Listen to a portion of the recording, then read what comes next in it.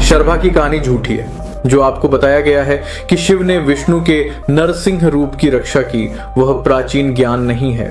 यह एक मध्ययुगीन प्रचार है जिसे शास्त्र के रूप में प्रस्तुत किया गया है। आज मैं आपको ठोस सबूतों के साथ यह साबित करने जा रहा हूं जो आपको चौंका देंगे।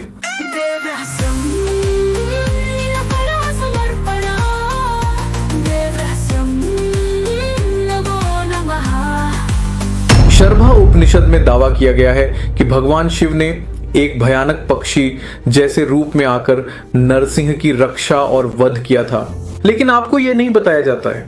यह ग्रंथ लगभग 300 से 400 साल पुराना है, जिसे हिंदू इतिहास के सबसे कटु सांप्रदायिक संघर्षों में से एक के दौरान लिखा गया था। जहां असली उपनिषदें 2500 साल पुरानी हैं, वहीं यह उपनिषद किसी भी शास्त्रीय टीका में नहीं मिलती। न शंकराचार्य, न रामानुजाचार्य, न माधवाचार्य, इन महान आचार्यों में से किसी ने भी इसका उल्लेख नहीं किया। क्यों? क्योंकि यह अस्तित्व में ही नहीं थी। आइए मैं आपको ठीक ठीक दिखाता हूं कि इस गढ़े हुए ग्रंथ में क्या दावा किया गया है, और फिर मैं यह साबित करूंगा कि इसे क्यों बनाया गया था। तत् अति बलवान महेश्वरा शरभ रूपम घोरम धृत्वा नरसिंहम जगत विनाशकम हतवान तस्य निकै चर्म विधार्य विष्णुम नरसिंह रूपिणम सचर्माणि धृत्वा वीरभद्रो बभूवा। कुछ नोटिस करें, यह आध्यात्मिक शिक्षा नहीं है, यह एक सांप्रदायिक प्रचार है जिसे शिव की विष्णु पर प्रधानता स्थापित करने के लिए बनाया गया है। यह रहा आपका पहला ठोस प्रमाण। शरभ उपनिषद मध्यकालीन काल से पहले शास्त्रीय हिंदू साहित्य में कहीं भी नहीं मिलती। 8वीं से 13वीं शताब्दी ईस्वी के बीच रहने वाले महान आचार्य, जिन्होंने प्रामाणिक वैदिक ग्रंथों को संरक्षित किया और उन पर टीका लिखी, उन्होंने कभी भी इस उपनिषद का उल्लेख नहीं किया। क्यों? क्योंकि यह उनके समय के बाद लिखी गई थी। अब आइए भाषा के विकास के बारे में बात करते हैं। यहीं पर यह जालसाजी स्पष्ट हो जाती है। पाणिनि के समय की शास्त्रीय संस्कृत जो 4वीं शताब्दी ईसा पूर्व की है, उसमें कुछ विशिष्ट विशेषताएं थीं जो मध्यकालीन काल यानी 1000 से 1500 ईस्वी तक आते आते काफी बदल गईं। मैं आपको एक ठोस उदाहरण देता हूं।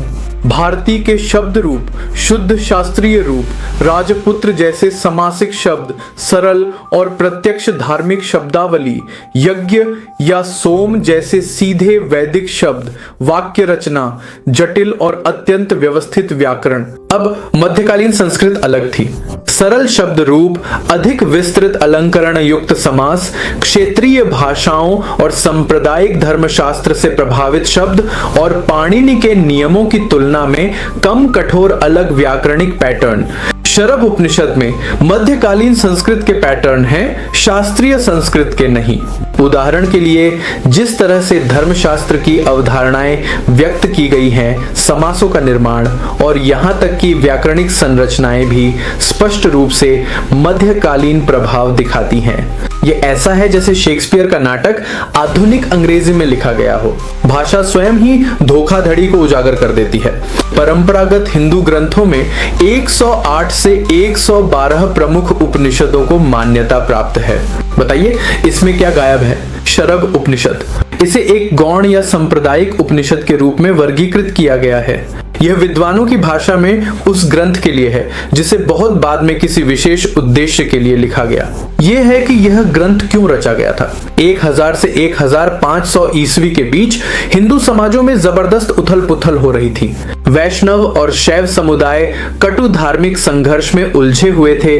दोनों ही अपने अपने देवता को सर्वोच्च सिद्ध करने की कोशिश कर रहे थे। ये कोई दोस्ताना दार्शनिक बहस नहीं थी, ये राजनीतिक शक्ति, शाही संरक्षण और मंदिरों के नियंत्रण की लड़ाई थी। शरभ उपनिषद जैसे ग्रंथ इस युद्ध में एक हथियार थे। दस्तावेजी प्रमाणों को देखिए।